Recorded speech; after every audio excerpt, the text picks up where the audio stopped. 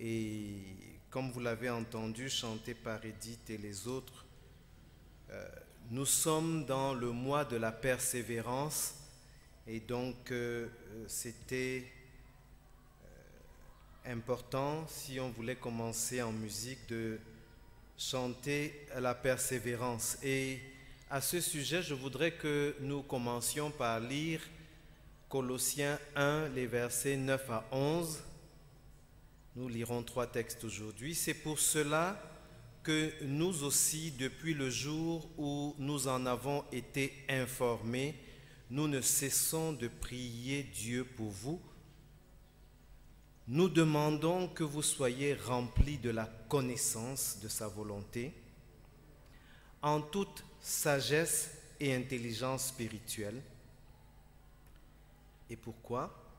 Pour marcher d'une manière digne du Seigneur et lui être entièrement agréable, portant des fruits en toutes sortes de bonnes œuvres et croissant par la connaissance de Dieu. Et le verset 11, fortifié à tous égards par sa puissance glorieuse, afin que vous soyez toujours et avec joie, persévérants et patients.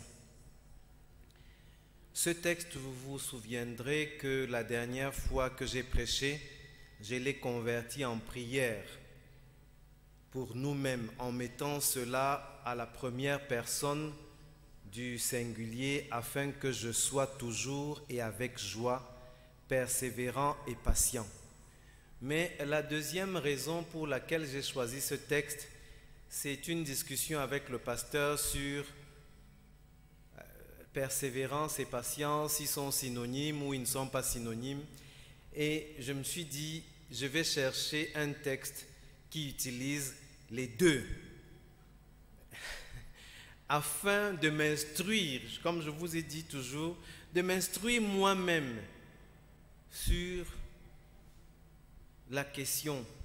Donc, si les deux termes sont utilisés dans un verset, c'est que les deux doivent représenter quelque chose de bien spécifique. Alors, c'est quoi la persévérance ? Je vais demander juste à Didier de diminuer un peu les aigus dans le micro, je crois que... Mais c'est quoi la persévérance et c'est quoi la patience ? Eh bien, dans la notion de persévérance, il y a la notion d'endurance, de continuité, un effort continu, un engagement continu, un engagement constant. La persévérance fait appel à l'action. La preuve, c'est que l'on va en général dire persévérer dans telle ou telle chose.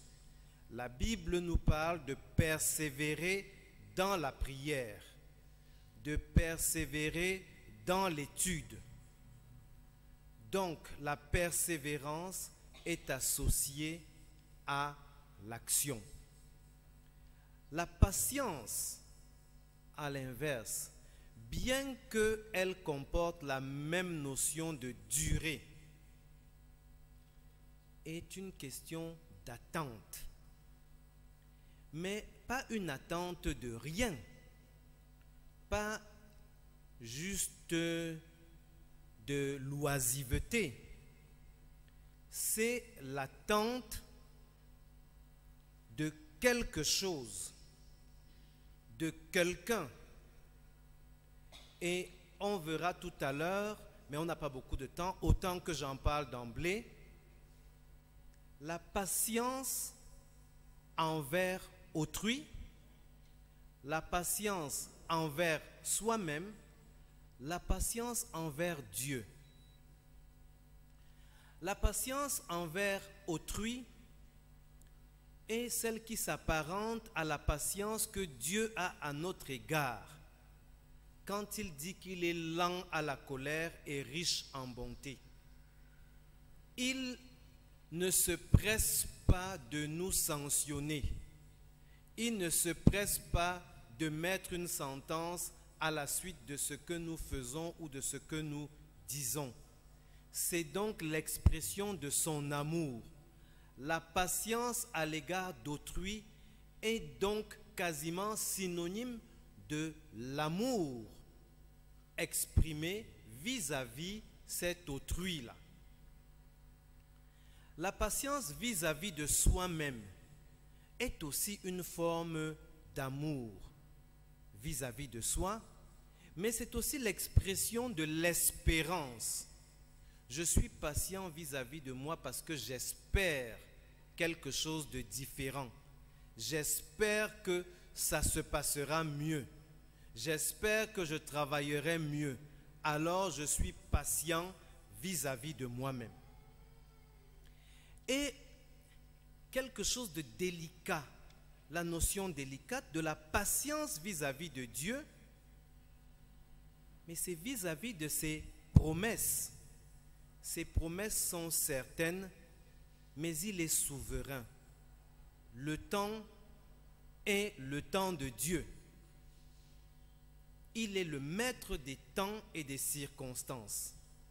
Et donc, la patience vis-à-vis de Dieu est l'expression de la foi. Je sais parce qu'il a dit que ça arrivera et je peux attendre. Je peux patienter. Ce que la patience n'est pas, ce n'est pas l'oisiveté, ce n'est pas l'oubli.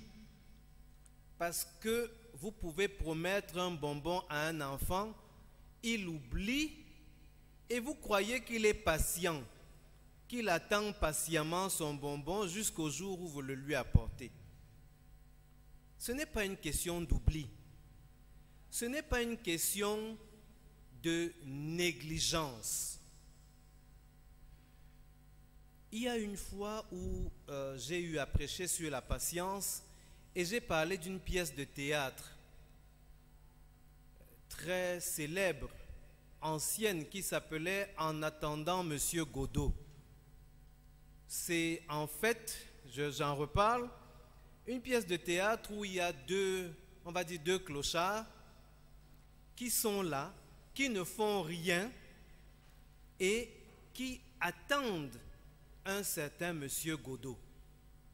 Qui est ce Godot-là? On l'attend pourquoi? C'est pas très clair.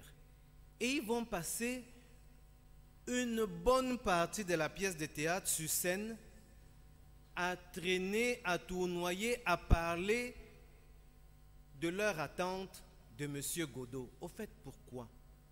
Qui est même ce Monsieur Godot? Et puis finalement, Godot ne vient pas, hein, bien entendu. On ne sait même pas s'il existe.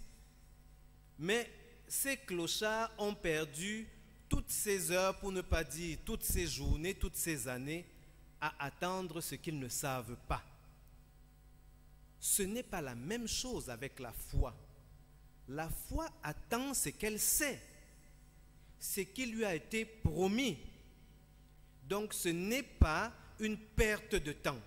La patience envers la promesse de Dieu qui est l'expression de la foi. Je vais donc me résumer. La patience envers autrui, qui est une forme d'amour. La patience avec soi-même, qui est une forme d'espérance. La patience envers Dieu, qui est l'expression de la foi. Et la persévérance, qui est la constance, la régularité, l'engagement, l'endurance dans l'action, en attendant les résultats. La persévérance contient donc de la patience, c'est véritablement la patience active. Nous sommes donc appelés à la persévérance et à la patience. Tout à l'heure, je poserai la question, est-ce que nous sommes concernés? Mais avant ça, pour bien comprendre la persévérance et la patience, on va encore venir à des exemples. le cultivateur. Le cultivateur, quand il cultive, quand il laboure son champ, il passe et repasse. Il ne laisse aucun endroit où la main ne passe et repasse. C'est de la persévérance. Mais ce laboureur peut ou non être patient. Il est patient, il attend les fruits, la production de ce champ dont il ne sait pas les détails du processus de production, mais il persévère dans l'action. Alors, je ne sais pas s'il y en a qui ont déjà été au champ. Je ne sais pas s'il y en a qui connaissent les champs d'arachides, qui ont déjà semé et récolté les arachides. On va voir à travers les arachides la persévérance et la patience. Vous laissez les arachides dans les herbes, ça ne va pas donner. Les herbes là vont avec leurs racines aller empêcher vos arachides de produire. Si vous êtes persévérant, vous entretenez le champ, vous sarclez, etc. Maintenant, si vous êtes impatient, malgré cette persévérance, mais vous allez essayer de savoir si les arachides là sont déjà à maturité. Vous allez venir déterrer les arachides pour regarder est-ce que c'est déjà à maturité, c'est pas à maturité et vous replantez. Si vous êtes impatient, vous faites ça. Ceux qui ont déjà semé et récolté les arachides, quand vous faites ça, qu'est-ce qui arrive de ce plant d'arachides là? Ça meurt. Si vous attendez, si vous savez être patient, vous aurez des arachides à maturité.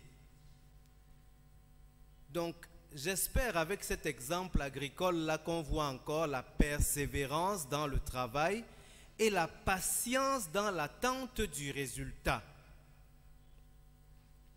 Lorsque la Bible nous demande donc ou nous promet de faire de nous des gens toujours et avec joie, persévérants et patients, nous comprenons donc que ce n'est pas une vertu innée. L'apôtre Paul prie pour que les Colossiens soient fortifiés par la puissance glorieuse de Dieu, en sorte qu'ils soient toujours et avec joie persévérants et patients. C'est donc des vertus, des attributs, des qualités que nous espérons de l'expression de la puissance glorieuse de Dieu. Nous comprenons donc que c'est des attributs, c'est des qualités pour lesquelles nous devons prier, pour lesquelles nous devons persévérer dans la prière. Est-ce qu'on voit la complexité là? Pour être persévérant et patient, je dois l'attendre de la puissance glorieuse de Dieu. Je dois donc le lui demander. Mais je dois être persévérant dans ma demande.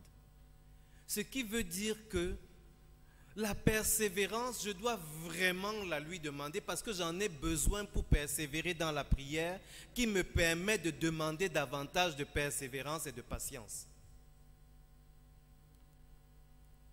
Compliqué, mais simple.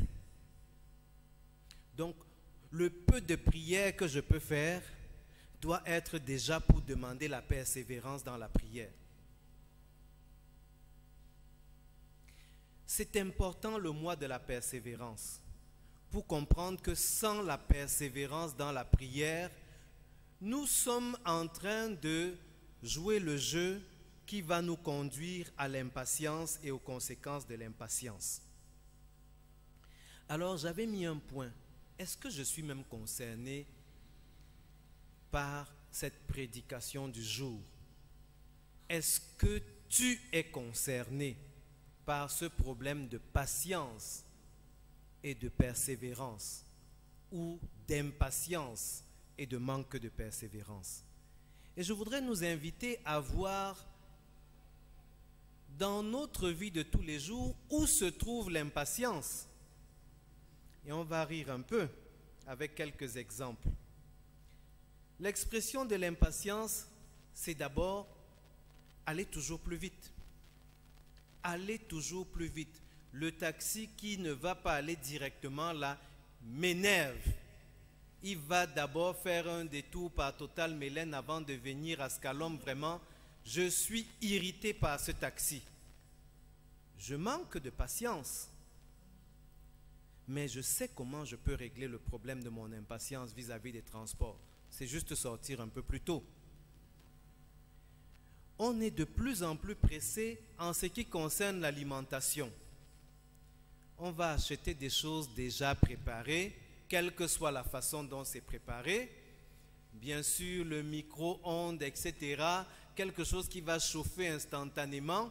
On veut toutes ces facilités. Je ne dis pas qu'elles sont mauvaises en elles-mêmes, mais je dis qu'elles expriment notre impatience.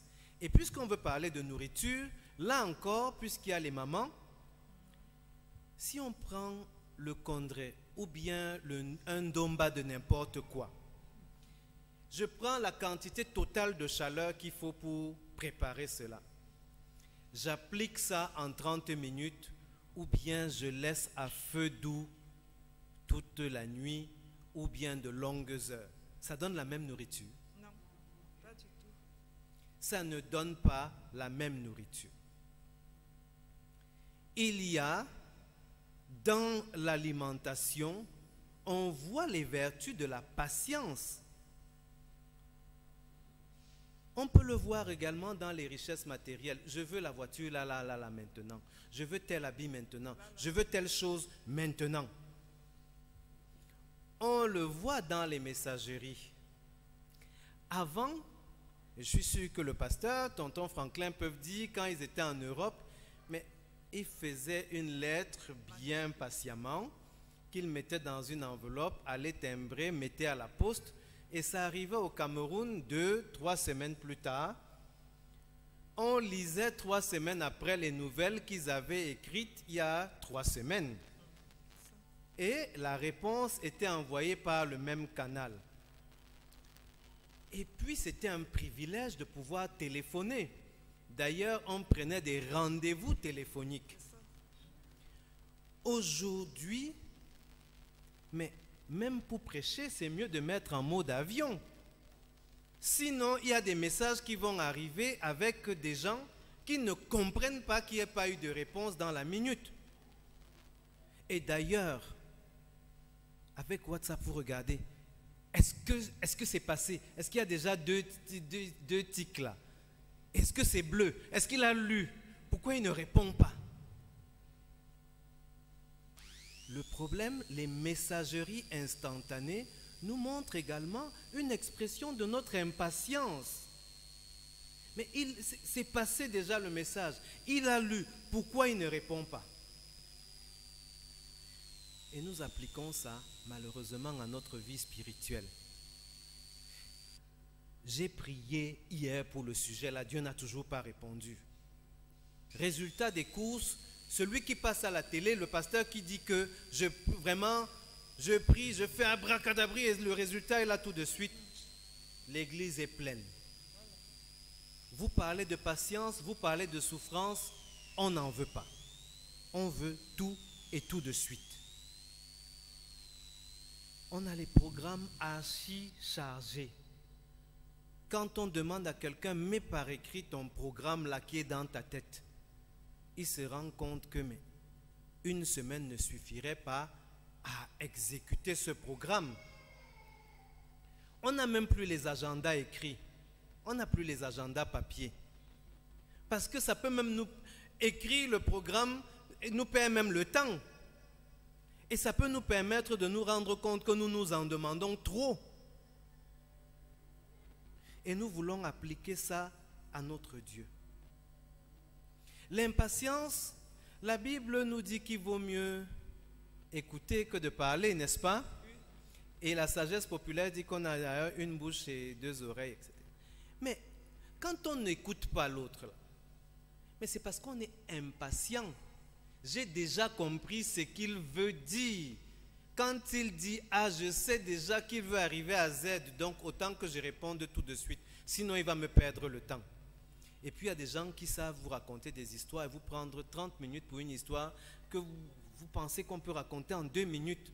Mais là, il faut les interrompre à tout prix. Et c'est une marque de manque d'amour vis-à-vis de celui qui a quelque chose de profond peut-être à vous dire. Si on dit alors que le péché est entré dans le monde par le chemin de l'impatience, parce qu'en fait, impatience et convoitise vont de pair. Impatience et convoitise vont de pair. Et l'exemple type, c'est la sexualité avant le mariage. Ça va arriver. Mais il y a une impatience qui est liée à la convoitise. En fait, les deux sont liés et ça donne le même résultat. Je ne vais pas continuer, mais on peut lister les exemples d'impatience et lire plutôt Jacques 5, les versets 7 à 11, qui nous recommande donc, soyez donc patients, frères, jusqu'à l'avènement du Seigneur. Voici, je parlais du laboureur, le laboureur attend le précieux fruit de la terre, prenant patience à son égard, jusqu'à ce qu'il ait reçu les pluies de la première et de l'arrière-saison. Vous aussi soyez patients, affermissez vos cœurs, car l'avènement du Seigneur est proche. Ne vous plaignez pas les uns des autres, frères, afin que vous ne soyez pas jugés. Voici, le juge est à la porte. Prenez, mes frères, pour modèle de souffrance et de patience les prophètes qui ont parlé au nom du Seigneur. Voici, nous disons bienheureux ceux qui ont souffert patiemment. Vous avez entendu parler de la patience de Job et vous avez vu la fin que le Seigneur lui accorda, car le Seigneur est plein de miséricorde et de compassion.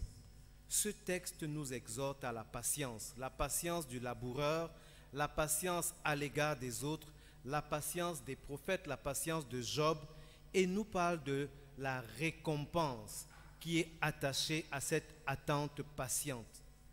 Parce que la patience et la persévérance nous font apprécier mieux le fruit de cette patience-là. Nous font apprécier mieux le fruit de la foi, nous permettent de mieux recevoir le miracle de Dieu. Et je vais donc maintenant lire ce qui aurait été notre texte du jour, ou ce qui est notre texte du jour. C'est la pêche miraculeuse de Luc 5, les versets 1 à 11. Comme Jésus se trouvait auprès du lac de Génézareth et que la foule se pressait autour de lui pour entendre la parole de Dieu, il vit au bord du lac 2 barques d'où les pêcheurs étaient descendus pour laver leurs filets. Il monta dans l'une de ces barques qui était à Simon et il le pria de s'éloigner un peu de terre. Puis il s'assit et de la barque, il enseignait la foule.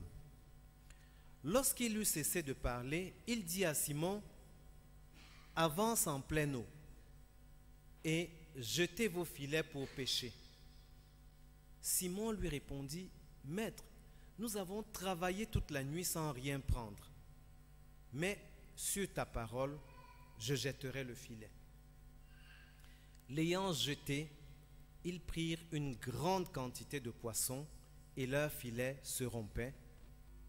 Ils firent signe à leurs compagnons qui étaient dans l'autre barque de venir les aider. Ils vinrent et ils remplirent les 2 barques au point qu'elles enfonçaient. Quand il vit cela, Simon-Pierre tomba aux genoux de Jésus et dit, « Seigneur, retire-toi de moi, parce que je suis un homme pécheur. » Car l'épouvante l'avait saisi, lui et tous ceux qui étaient avec lui, à cause de la pêche qu'ils avaient faite. Il en était de même de Jacques et de Jean, fils de Zébédée, les associés de Simon. Alors Jésus dit à Simon, « Ne crains point, désormais tu seras pêcheur d'hommes. » Et ayant ramené les barques à terre, ils laissèrent tout et le suivirent.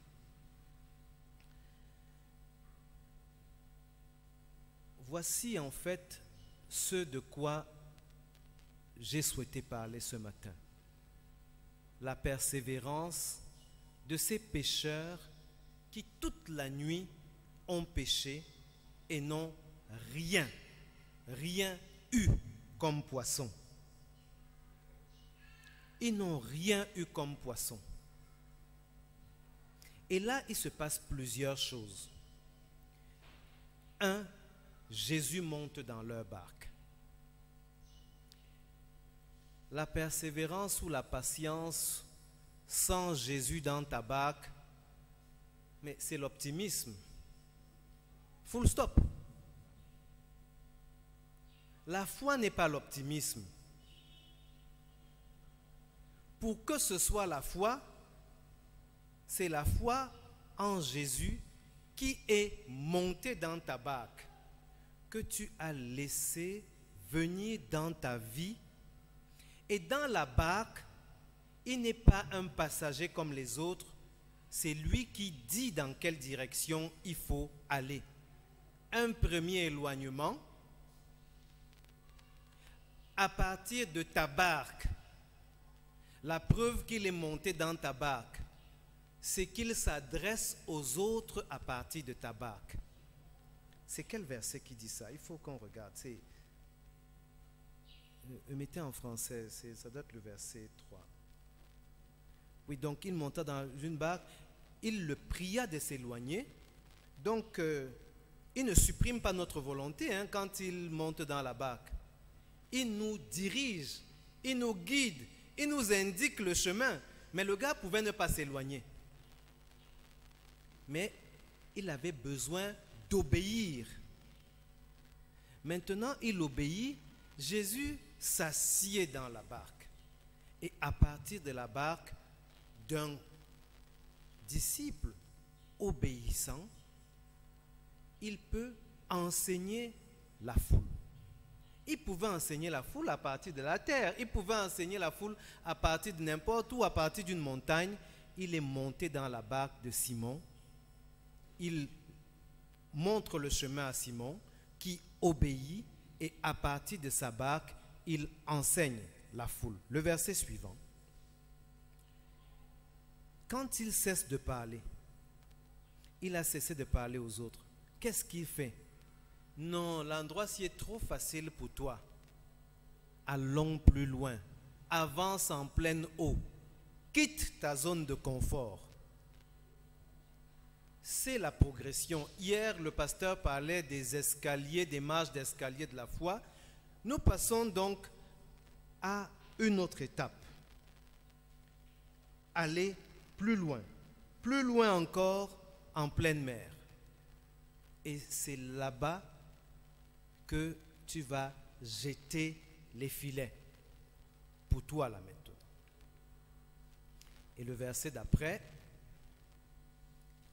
mais j'ai persévéré toute la nuit là et je n'ai rien. Mais puisque tu as dit, je vais le refaire. C'est-à-dire que notre persévérance nous permet de préparer aussi le terrain de la croissance de notre foi. C'est important la persévérance plutôt que la foi, instantanée, miracle, la foi bonbon, la foi télé. J'ai persévéré, j'ai essayé. Mais là, puisque tu dis, je vais faire. Et l'expression de cette foi, de celui qui a persévéré et qui accepte de persévérer davantage, comme expression de sa foi, c'est la pêche miraculeuse du verset suivant, la grande quantité de poissons. Mais on va aller vite en fait. Il est impressionné par la pêche miraculeuse. En réalité, rapidement,